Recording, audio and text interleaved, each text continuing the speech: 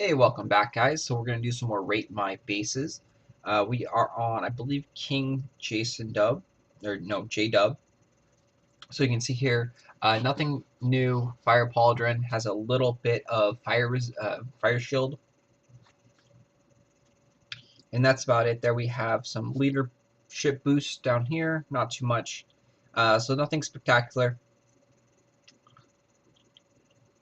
I could put the poison resistance on, or poison shield, so it'll just depend on the base. We're going to go in and try and attack Vinray. So I've never gone in and attacked these people before. We don't use any of these scrolls over here. We just use the best attacking strategy that I can come up with my spells and my troop levels. And so I'll take you through the little mini map over here. So this is pretty much going in blind. The road setup looks pretty cool. I like the road setup. You should have a Firebolt tower over there, but he doesn't have that yet, it looks like. Because you can see what towers he roughly has over here. So he's a lower level person, but the road setup looks pretty good. So that's either going to be a bomb tower or an arrow tower, most likely. Arrow tower in this setup would be better because he doesn't have too much to clump up. But I do like the road setup. Has a good like split of these towers. So you're constantly going to be attacked by towers, unless a lot of them are bomb towers. But we'll see. And then the troop selection looks fairly standard for this area. He's 1,800 trophies or so. So we shouldn't have a problem beating his base. But the road setup and then the barriers and the tower placement looks good. Nothing out of the ordinary. For this setup, we're going to bring a lot of knights. So the knights are level 8, max level for the knights. And then we'll bring cannons.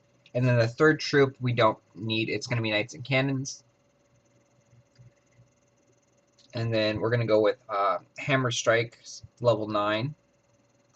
Firestorm, which is level 6. And then Sword Rain, which is, I believe, also level 6. Yes. So the Sword Rain will be able to kill all the ranged troops. The Firestorm helps with the arrow towers. Fortunately, he's online. Cannot attack him. So we'll go ahead and move to the next person. The next person we're going to try and attack is Exquisitor420. So again, a lower level character. Put something in this spot right here.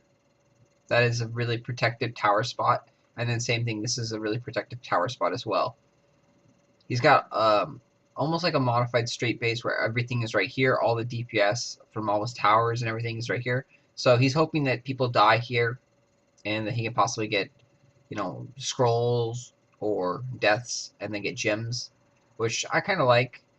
You are very vulnerable to a scroll. One scroll will take everything down, but getting that free gem is always nice.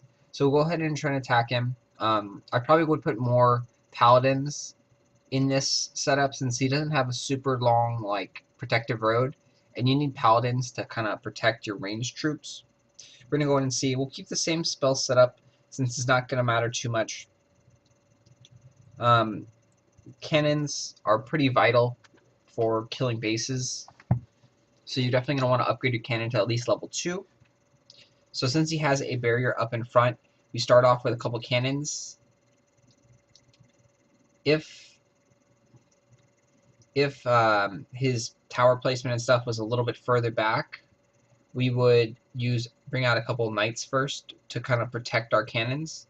But since he has towers and barriers right up in front and we don't fight any troops yet, we can bring out the cannons right away. You always need to have some kind of protection for your cannons because if they die, you're most likely going to lose the fight. You see that wave right there, it dies all to one Sword Rain. Oops. That's the downside of having a lot of knights, archers, arblasters, pyromancers in waves, and not having enough paladins. Paladins are very resistant to the Sword Rain, you can see there. My Sword Rain is very strong, and his paladin stayed alive. He had about half life. So you want to have a lot more paladins in your waves. That will definitely help you out tremendously. Oops. You can use the hero button over here to call the troops so you can get 100%. Yeah, so the only bad thing I saw here is that you need to have more paladins in your waves. You have too many low life troops that can all die to a sword rain fairly easy. And then I believe you had 2 Frosters in one wave. You don't need 2 Frosters. You don't need 2 of really of any of the ranged troops that do splash damage, because it'll hit everything with 1 shot. So take one of those out. Oops, I don't know why I'm going on there. Take one of those out. So take one of the Frosters out, put another Paladin in there, put some more Paladins in instead of all the Knights, and give it a go like there. So definitely keep working on upgrading your waves. Those are vital.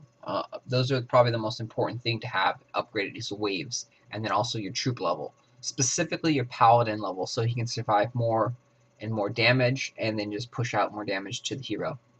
So all in all, for a low level base, this is a pretty good design. So give us about an 8 out of 10. It should do fairly well in the 1200 trophy range. Because remember, back down in that trophy range, there aren't many people that are, good, and they're just going to be spamming knights. So the gargoyle towers definitely do help against the knight onslaught, and even the water towers will help a little bit against the knight onslaught because it slows them, and they can't get to the tower, and they do continuous damage there. So all in all, not too bad of a base. Again, just change up some knights there for some paladins, and a little bit of less of the ranged troop and a little bit more paladins as well.